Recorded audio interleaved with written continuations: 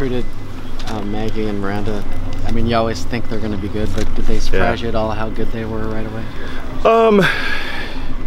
Yeah, I suppose, you know, because you just don't know until you get out there. It's a big jump from high school travel ball to college, but you know, obviously they've adapted pretty well, and you know, Maggie was right out of the gates hot and pitched extremely well. Miranda a little bit slower, but since that time she's really gotten better each time she's gone out there, and so overall, yes. Statistically, it looks like it was pretty smooth for them, but were there adjustments they had to make early on? Well, not so much for Maggie early on. I mean, hers was more like later on, you know, the little patch there later in the season, the Pac-12 season. But Miranda, she definitely made her adjustments as we went along. It wasn't a smooth sailing. She had to learn that she couldn't just throw it by people. She had to kind of work the zone a little bit, and was still working on things. You know, they're still very young, so. Maggie said that she didn't start playing softball until she was 9 and pitching till 13. Yeah. Is that unusual? Kind of be that late? Other classmates say they did it at 5 or 7. Yeah, well, I've heard of it before. You know, I look back at myself. Actually, I didn't start pitching until I was like 13 as well. You know, we don't have baseball where I came from, so we just do that. So sometimes it happens, yes, but obviously she was involved in the sport, and a lot of times, you know, that's where you end up as pitching. It's a tough position. You got to work twice as hard as anybody else because you have pitching practice, then fielding and hitting practice. So to get where she is now in just about 6 years pitching, is that just an ode to her kind of physical gifts, or what is it about that allowed her to go from there to now in 6 years? Well, obviously there's a live arm factor. You know, you can't teach someone how to run fast a lot of times. Even though they have great mechanics, there's some things that are God-given, and obviously she has that talent as well. But also her mother was a pitching coach and also a pitcher, so that helped in her development to learn early on. It's typically just like any other athletic endeavor. If you learn bad habits early on, they can be hard to break. And I think she learned some good habits. There was a lot of talk coming into the year about the freshman class on the pitching side, but Camuso and Rhodes were also pretty highly touted. Yeah. How did they do against your expectations? Very well. You know, obviously Camuso's been very steady week in and week out. She's got out there. She hasn't had that lights on fire kind of, you know, can't get her out kind of thing. She's always getting her 1 hit or 2 hits per game and just being consistent the whole way. Shannon struggled a little bit. I mean, I think she was very frustrated. I think she was used to things coming pretty easy, you know, and there was a big jump for her. But lately, man, she's been great in that 5 position. So those two together is kind of a lot of fun right now. And the way that Shannon's power has kind of surged recently with the home runs, Svekis started to hit the ball out a little bit more as well. Does that change the way that you approach this offense and how you play them? Not necessarily. You know, we're not trying to be a home run hitting team. You know, that was last year's team. This team is more gap to gap. Obviously, it'll take the home runs. There's no doubt about that. You know, but we just want to hit the ball hard somewhere, and that's our motto: hit the ball hard. You know, and that's what we've got to do to be successful. We've got to get the scrappy people on base, the Mercados and the Macs. They've got to scrape away and get on there and let the big boppers, Savecas, Udria, now you know, obviously Rhodes and Camuso, let them drive them in. You've never been afraid to address the elephant in the room. 21-0 in regional round. Is that something that this team takes pride in and tries to keep going? Well, it's not something we use as a motivational tool. You know, it's more about defending our home turf and getting to the next level. You know, and that's really about it. The game doesn't know that we're 21-0. It doesn't matter. It doesn't care. It just going to reward the team that plays the best, and that's what we've got to do. And we keep stressing that. And they may be tired of hearing it sometimes, but they're going to continue to hear it.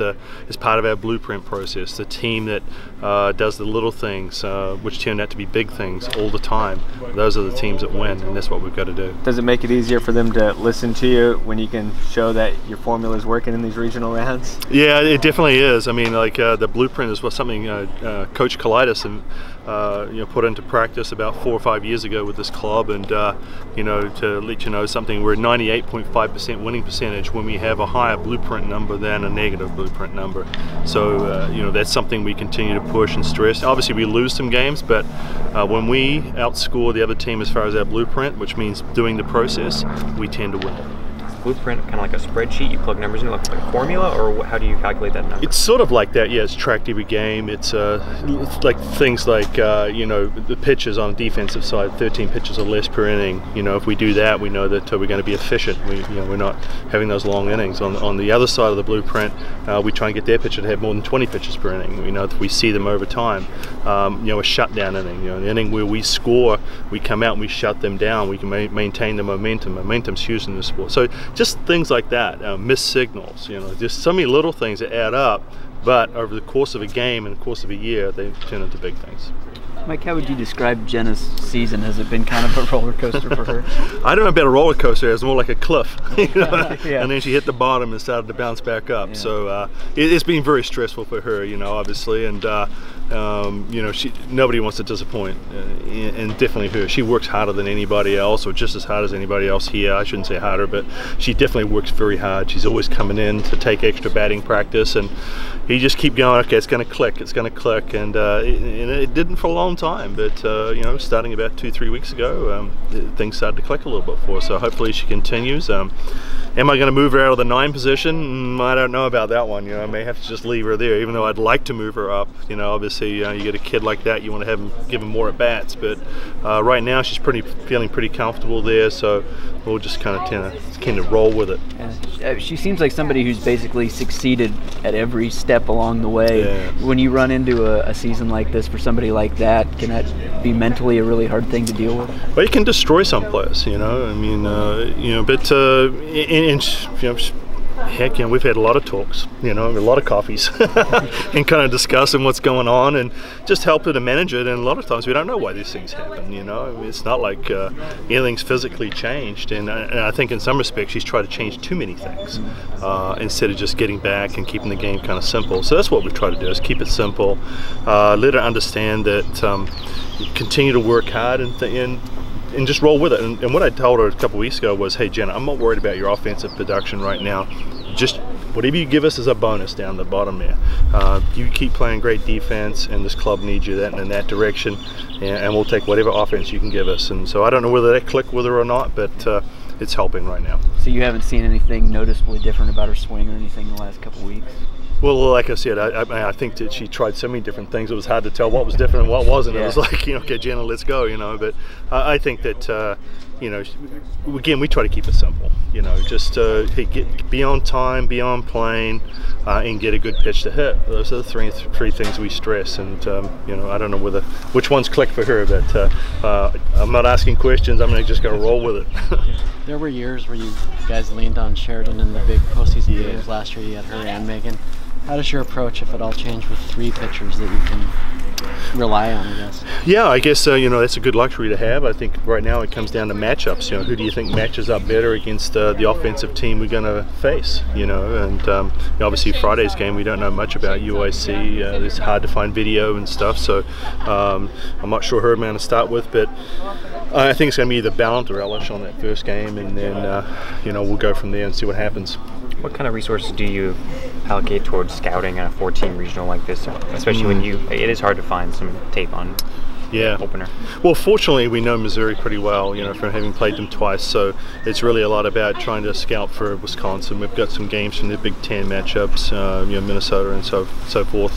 The UIC it's very difficult, so you know, that's kind of made it easy really. It's one we can't get anything on, you know, we just got to call other clubs and see who's played them and find out what their threats are offensively and defensively, but you know, the rest of it is just preparing for either hopefully if we win the first one, either Missouri or Wisconsin. Your teams are always very close through the years. Was there anything, knowing you would have a lot of underclassmen, 11 this year and only 6 upperclassmen, that you did early in the season to kind of force the bonding, force the get to know you part? Well, we always have our team bonding things we do, and one of them was to bring in the program. It was more talking about accountability, because we figured we'd lost a lot of leadership last year, and we wanted to find out who are going to be leaders this year and what it takes to be accountable and to be a leader. And I thought it was very, very good. And you know, Sam from the program, Sam Seeler, did a great job with them, and we've continued to kind of push some of those things as we went along. We also did a trip out to the coast and did some dune buggies, and so we tried to step away from the that pressure a little bit. But and also try to promote to them, have some movie nights, have some nights where you get together a little bit more, and try to build the bonds that way. Obviously, having a smaller club too, 17 players compared to 19, 20 we've had in recent years, makes it easier too. Do you see tangible results from those kind of early season, the investments you did in the fall? Do you see that coming through now? Yeah, I really do, because I don't see much finger pointing. I don't see much blame. They really care about each other. Everyone knows their role right now. No one's really complaining. No one's and so that really helps. And that's what you got to do. I mean, you got to understand it's not always going to be easy. You don't really know what this team's going to be like even after you do all that stuff until the season starts. Exactly. You kind of have three distinct parts of your season: the hot start, the 8-game stretch where you lose, and then this latest winning streak. Were there any of those parts where you felt like you learned the most about your club?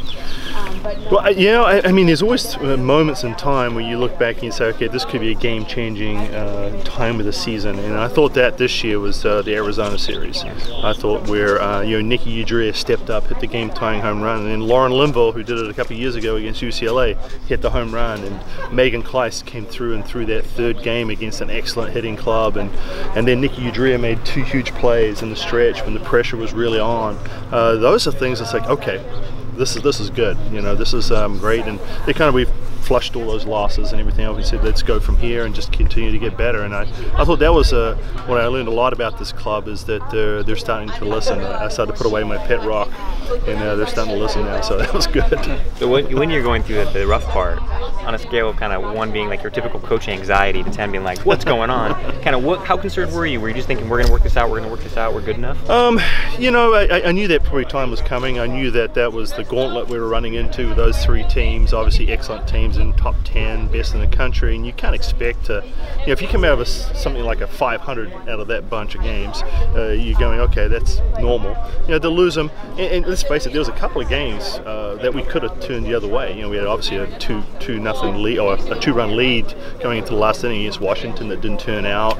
We had a pretty rough call against us at Arizona on the first game. It could have gone either way. UCLA, so you go back and you go ifs and buts, but they weren't to be, and those things happen for a reason. And hopefully that adversity made us stronger and understand that we got to fight a little bit more. It's just not easy. We can't just expect to go 35-0 and continue to go that way. You got to get a kick in the gut sometimes. What is the scout from what you've been able to gather on Illinois and Chicago? They have a couple of good hitters on that team, and they have some speed. Obviously, the league they play, and it's difficult to get any kind of feel. I've looked at some teams they've played, and they haven't played a very strong schedule at all. So nobody really matches up. So it's probably the least I've known about any team that we've played, to tell you the truth. Is that scary at all, or just like whatever? It's always scary. You don't know what's coming, So, but we just got to understand that we got to play our game and hopefully take care of business. I'm confident whatever pitcher we put out there should be able to handle that club. But we'll have to just learn as we go, so to speak. With so many other teams that you guys have faced this year, how does that help with the preparation of such a young team? Well, obviously, a lot of people said we had a pretty easy schedule. They keep saying easy schedule. When you look at the end of it, we actually played a pretty tough schedule. A lot of teams in the top 50. Not very many really easy teams we played. So I thought that we've done well over the course of the year and gotten stronger through it, I think.